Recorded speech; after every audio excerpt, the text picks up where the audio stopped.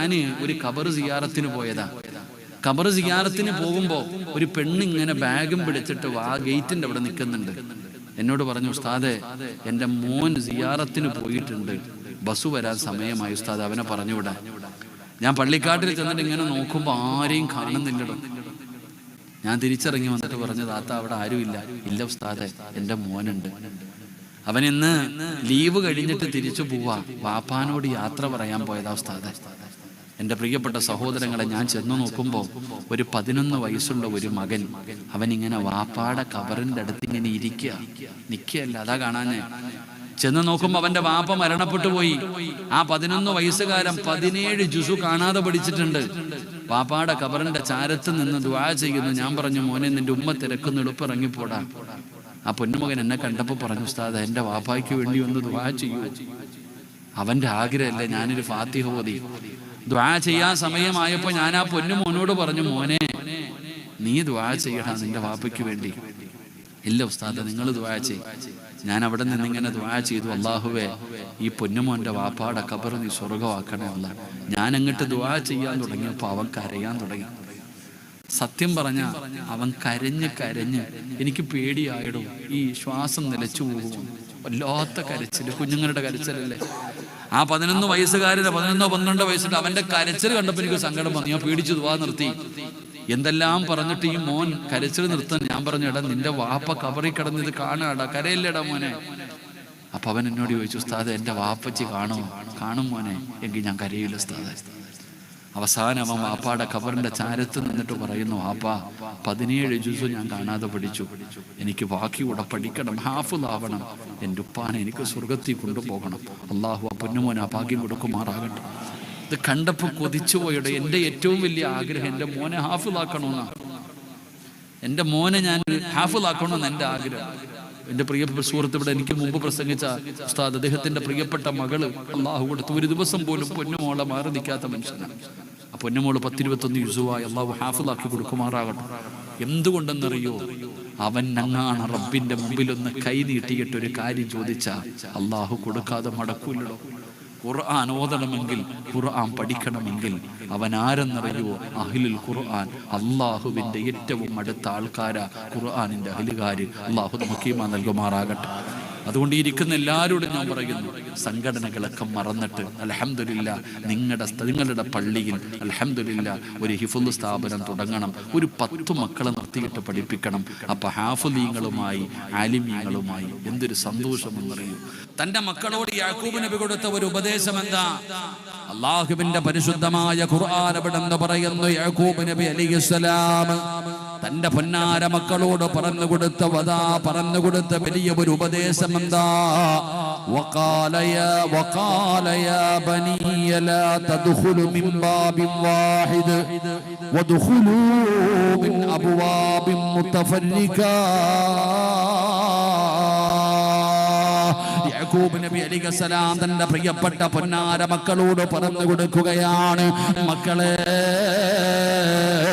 നിങ്ങൾ രാജകൊട്ടാരത്തിലേക്ക് കടന്നു പോകുമ്പോ നിങ്ങളെല്ലാവരും ഒരേ ഒരു വാതിലിലൂടെ കടന്നു പോകരുത്. നിങ്ങളെല്ലാവരും ഒരേ ഒരു വാതിലിലൂടെ കടന്നു പോകരുത്. നിങ്ങൾ പല പല വാതിലിലൂടെ വേണം നിങ്ങൾ കൊട്ടാരത്തിന്റെ അകത്ത് പ്രവേശിക്കാൻ.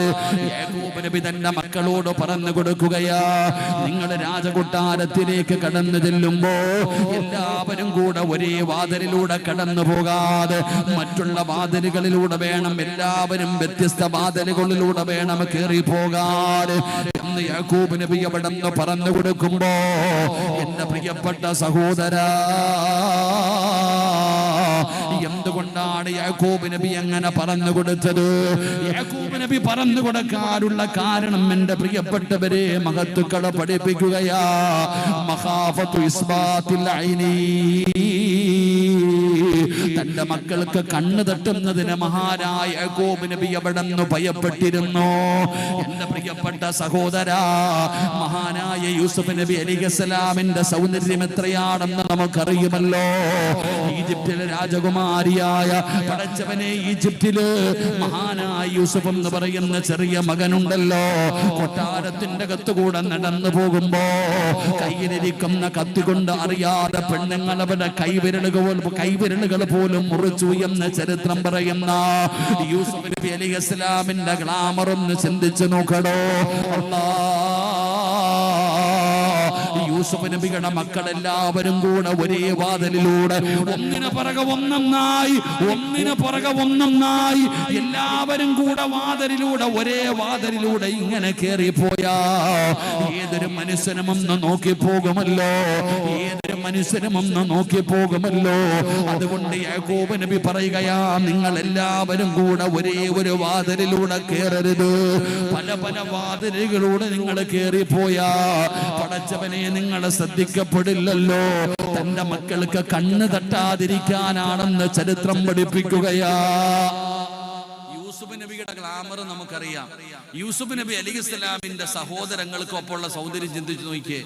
യൂസുഫ് നബിയുടെ കൂടപ്പിറപ്പുകൾ മുഴുവനും ഒരേ വാതിലിലൂടെ കയറി പോകുമ്പോൾ ഒരേ അച്ചുപോലെ ഇങ്ങനെ നിരത്തി വെച്ചേക്കുന്ന കാണുമ്പോൾ ആരായാലും ഒന്ന് നോക്കിപ്പോകും.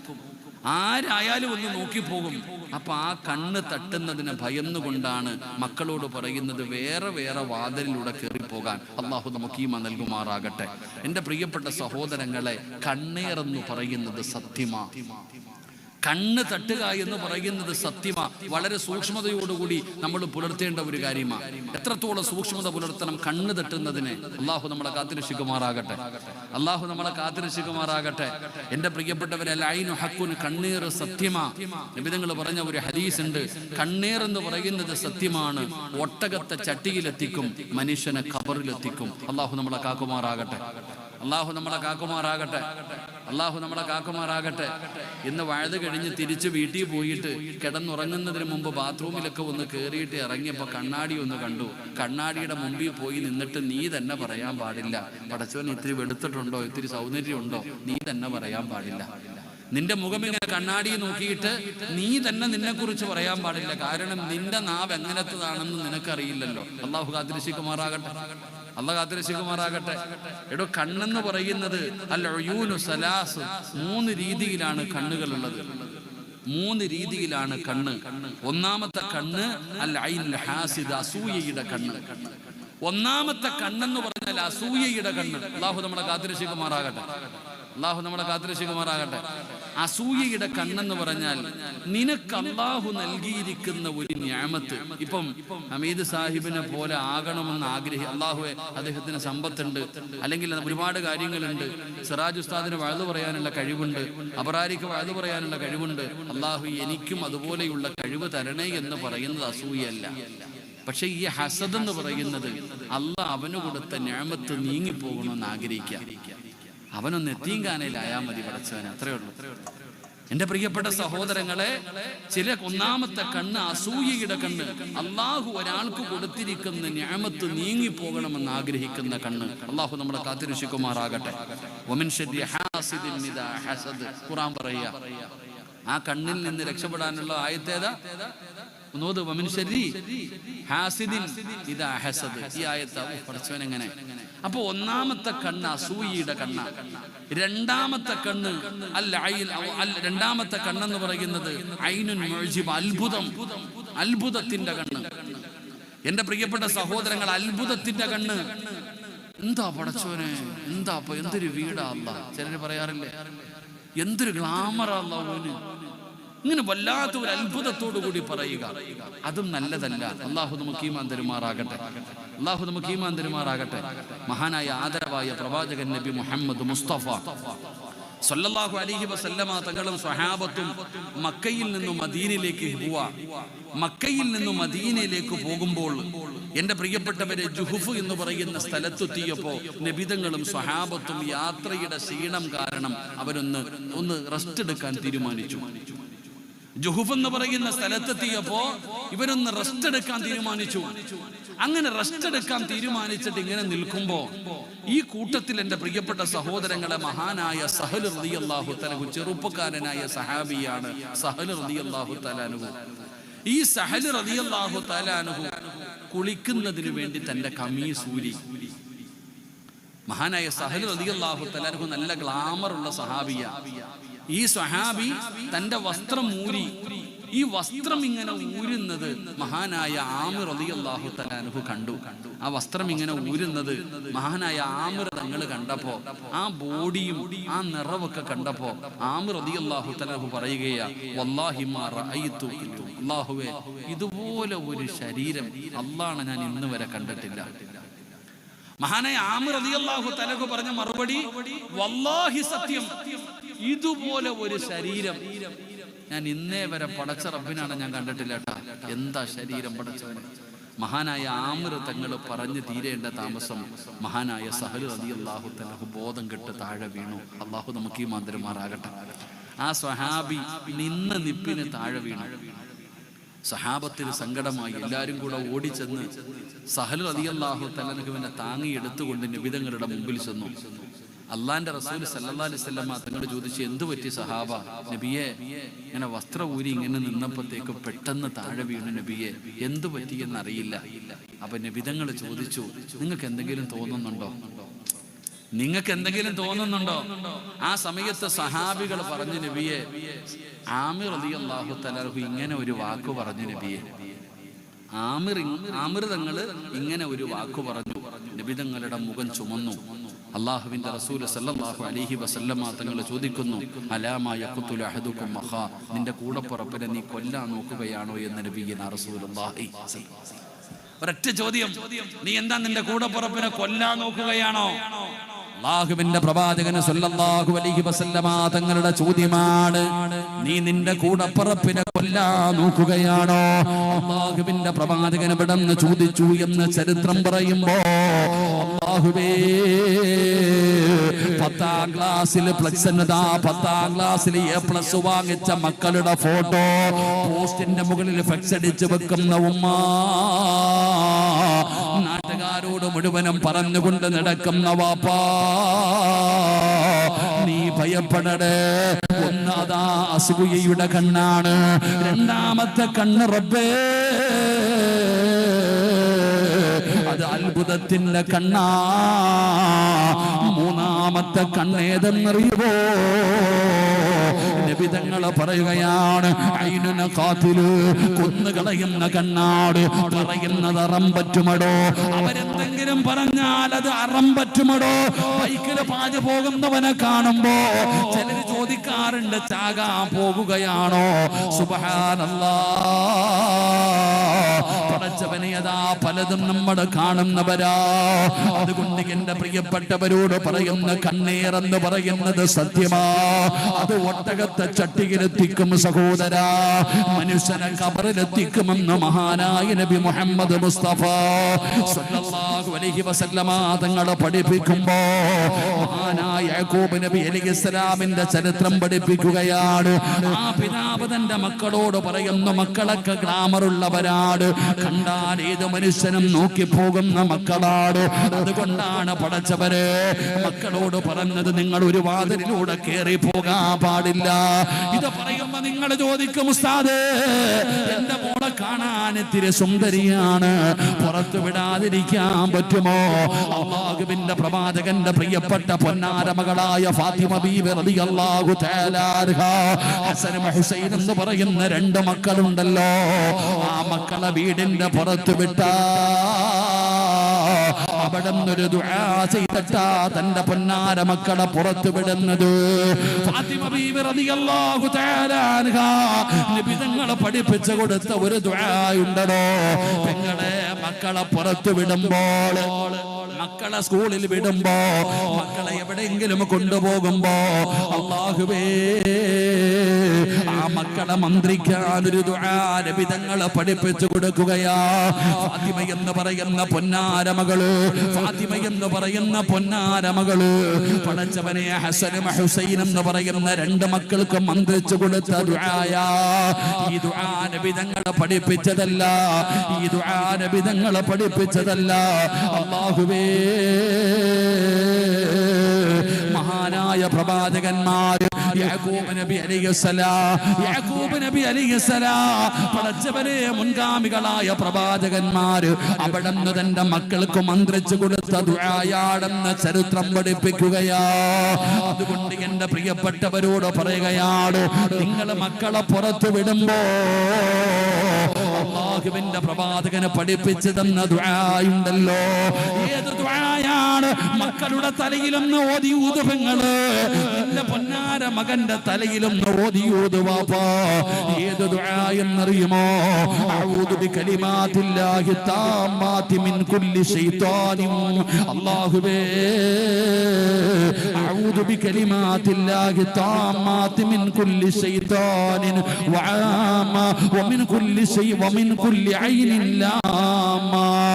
ഈ ദുആയാണ് ഫാത്തിമ ബീവി റളിയല്ലാഹു തആല അൻഹ ഹസനും ഹുസൈൻ എന്ന് പറയുന്ന മക്കളുടെ തലയിൽ ഇങ്ങനെ ഊതി മന്ത്രിച്ചിരുന്നത്. എന്റെ പ്രിയപ്പെട്ടവരെ, അത്ഭുതപ്പെടുത്തുന്ന കണ്ണിൽ നിന്ന് രക്ഷപ്പെടാനുള്ള ദുആയതാ. അത്ഭുതപ്പെടുത്തുന്ന കണ്ണിൽ നിന്ന് രക്ഷപ്പെടാനുള്ള ദുആയതാ. മൂന്നാമത്തെ കണ്ണ് കൊലപാതകമാടോ, കൊന്നുകളയുന്ന കണ്ണാടോ. അല്ലാഹുവേ എല്ലാവിധ പ്രയാസങ്ങളിൽ നിന്ന് കാക്കണേ അല്ലാ, എല്ലാവിധ ശർറുകളിൽ നിന്ന് കാക്കണേ അല്ലാ. കണ്ണീരെന്ന് പറയുന്നത് നിസാരമല്ലടോ, അത് സിഗറിനെക്കാളും വലിയ കാര്യമാണടോ. അത് പ്രയാസം അനുഭവിക്കുന്നവർക്ക് അതിനെ കുറിച്ചറിയൂ. അതുകൊണ്ട് എന്റെ പ്രിയപ്പെട്ടവരോട് പറയുകയാണ്, അല്ലാഹുവേ മക്കളെ നല്ല നിലയിൽ വളർത്തു, മക്കളെ ദീന് പറയുന്ന രീതിയിൽ വളർത്തു. നാലാമത്തെ കാര്യം അതായിരുന്നു. അഞ്ചാമത്തെ കാര്യം എന്തെന്നറിയോ? യാക്കൂബ് നബി തന്റെ മക്കൾക്ക് പഠിപ്പിച്ചു കൊടുത്ത അഞ്ചാമത്തെ കാര്യം അല്ലാഹുവിനെ കുറിച്ചാ. അല്ലാഹുവിനെ കുറിച്ച് പഠിപ്പിച്ചു കൊടുത്തതോ തവക്കൽതു അലല്ലാഹ്, അല്ലാഹുവിൽ പരമേൽപ്പിക്കുന്നതിനെ കുറിച്ച് അവിടുന്ന് പരിചയപ്പെടുത്തി കൊടുക്കുകയാ. അല്ലാഹുവിനെ കുറിച്ച് അവിടുന്ന് പഠിപ്പിക്കുകയാ. യാക്കൂബ് നബി അലൈഹിസ്സലാമിന്റെ അടുക്കൽ പൊന്നാര മക്കള് വന്നിട്ട് പറഞ്ഞു, വാപ്പാ യൂസുഫ് എന്ന് പറയുന്ന 11ാമത്തെ മകന് ചെന്നായ പിടിച്ചു കൊണ്ടുപോയി പായി വാപ്പാ. യൂസുഫിനെ കൊന്നുകളഞ്ഞ മക്കള് വാപ്പാന്റെ അടുക്കൽ വന്ന് പറഞ്ഞു, ചെന്നായ പിടിച്ചു കൊണ്ടുപോയി. റബ്ബേ, യാക്കൂബ് നബി വിശ്വസിച്ചില്ലടോ, തന്റെ പൊന്നാര മകൻ മരണപ്പെട്ടിട്ടില്ല, അവൻ തിരിച്ചു വരുമെന്നറിയാ, അവൻ എന്നെങ്കിലും ഒരിക്കൽ തിരിച്ചു വരുമെന്നറിയാ. യാക്കൂബ് നബി അലൈഹിസ്സലാം വർഷങ്ങളോളം കാത്തിരുന്നടോ, കരഞ്ഞ് കരഞ്ഞ് കരഞ്ഞ് കണ്ണിന്റെ കാഴ്ച പോലും നഷ്ടപ്പെട്ടു പോയടോ. പക്ഷേ അല്ലാഹു കൈവിടില്ലെന്നുള്ള പ്രതീക്ഷയിൽ കാത്തിരുന്നപ്പോ അവിടെ അല്ലാഹു തന്റെ പൊന്നാര മകനെ തിരിച്ചു കൊടുത്തെന്ന ചരിത്രം പറയുമ്പോ വാപ്പമാരോട് പറയുകയാണ്, പറഞ്ഞാൽ അനുസരിക്കാത്ത മക്കള് തള്ളിക്കളയുന്നവരുണ്ടോ, ഒരിക്കലും ഇവൻ നന്നാകില്ല എന്ന് പറഞ്ഞ് തള്ളിക്കളയല്ലോ. മോശമായ ജീവിതം നയിക്കുന്ന മക്കളെ ശപിക്കലല്ല, പ്രാകലല്ല, നല്ലത് പറവാപ്പാ, നല്ലത് പറവുമ്മ. നിന്റെ സ്വന്തം മക്കൾ എന്തെങ്കിലും കുരുത്തക്കേട് കാണിക്കുമ്പോ അവന് വൃത്തികെട്ടവനാണെന്ന് പറഞ്ഞവനെ അവനെ ഉപേക്ഷിക്കരുത്. അവന് വേണ്ടി ദുആ ചെയ്യൂ, അവന് വേണ്ടി ദുആ ചെയ്യൂ. നിന്റെ നാവ് കൊണ്ട് ദുആ ചെയ്യൂ, നിന്റെ ദുആയ്ക്ക് ഇജാബത്തുണ്ടോ. മഹാനായ ഫുളൈൽ ഇബ്നു ഇയാദ് റളിയല്ലാഹു തആല അൻഹു, ഫുളൈൽ എന്ന് പറയുന്ന സ്വഹാബിയുണ്ടല്ലോ, അല്ലാഹുവേ അലി എന്ന് പറയുന്ന ഒരു മകനുണ്ടായിരുന്നു. അലി എന്ന് പറയുന്ന ഒരു മകനുണ്ടായിരുന്നു. ആ പൊന്നുമകനെ എത്ര ഉപദേശിച്ചിട്ടും അവൻ നന്നാകുന്നില്ല. എന്തെല്ലാം നോക്കി, ഏതെല്ലാം വഴികൾ നോക്കി. എന്നിട്ട് ഫുളൈൽ ഇബ്നു ഇയാദ് റളിയല്ലാഹു തആല അൻഹു അലി എന്ന് പറയുന്ന പൊന്നാര മകൻ നന്നാകാതെ വന്നപ്പോ ശപിച്ചില്ല, കൈയൊഴിഞ്ഞില്ല. തങ്ങളെ പടച്ച റബ്ബിന്റെ മുമ്പിലേക്ക് കൈകൾ ഉയർത്തുകയാ. അല്ലാഹുവിന്റെ മുമ്പിലേക്ക് കൈകൾ ഉയർത്തിയിട്ട് ഫുളൈൽ ഇബ്നു ഇയാദ് റളിയല്ലാഹു തആല അൻഹു പടച്ചവനോട് പറഞ്ഞു, ഇവനെ ഞാൻ നന്നാക്കാൻ നോക്കിയിട്ട് പരാജയപ്പെട്ടിരിക്കുന്ന തമ്പുരാരെ, ഇവനെ ഞാൻ നന്നാക്കാൻ നോക്കിയിട്ട് ഞാൻ പരാജയപ്പെട്ടിരിക്കുന്ന തമ്പുരാന്, അല്ലാഹുവേ നിന്നെ ഞാൻ ഇവനെ ഏൽപ്പിക്കുകയാണ്. ഇനി ഇവനെ നന്നാക്കാൻ തവക്കൽതു അലല്ലാഹ്, ഇവനെ നന്നാക്കാൻ ഞാൻ നിന്റെ കയ്യിൽ ഏൽപ്പിക്കുകയാ അല്ലാഹ്. ഇവനെ നന്നാക്കി തരണേ അല്ലാഹ്. ഫുളൈൽ ഇബ്നു ഇയാദ് തങ്ങൾ അല്ലാഹനെ ഏൽപ്പിച്ചതോ കുറച്ചു ദിവസം കഴിഞ്ഞപ്പോ തന്റെ മകന് ഖുർആൻ ഓതുന്നതൊരു ലഹരിയായി, ഖുർആൻ കേൾക്കുന്നതൊരു ലഹരിയായി. ദുസ്വഭാവങ്ങൾ മുഴുവനും മാറുകയാണ്. ഖുർആനുമായി ബന്ധപ്പെടുകയാണ്, ഇൽമുമായി ബന്ധപ്പെടുകയാണ്, നല്ല കാര്യങ്ങളുമായി ബന്ധപ്പെടുകയാണ്. അവസാനം പടച്ചവനെ എല്ലാ ദുസ്വഭാവങ്ങളും മാറുകയാണ്. 24 മണിക്കൂറും ഖുർആനിന് വേണ്ടി ചെലവഴിക്കുകയാണ്. അവസാനം സുബ്ഹാനല്ലാഹ്, അലി എന്ന് പറയുന്ന മകൻ ലോകത്തോട് വിട പറഞ്ഞത് ഖുർആൻ ഓതിയിട്ടാ വാപ്പാ.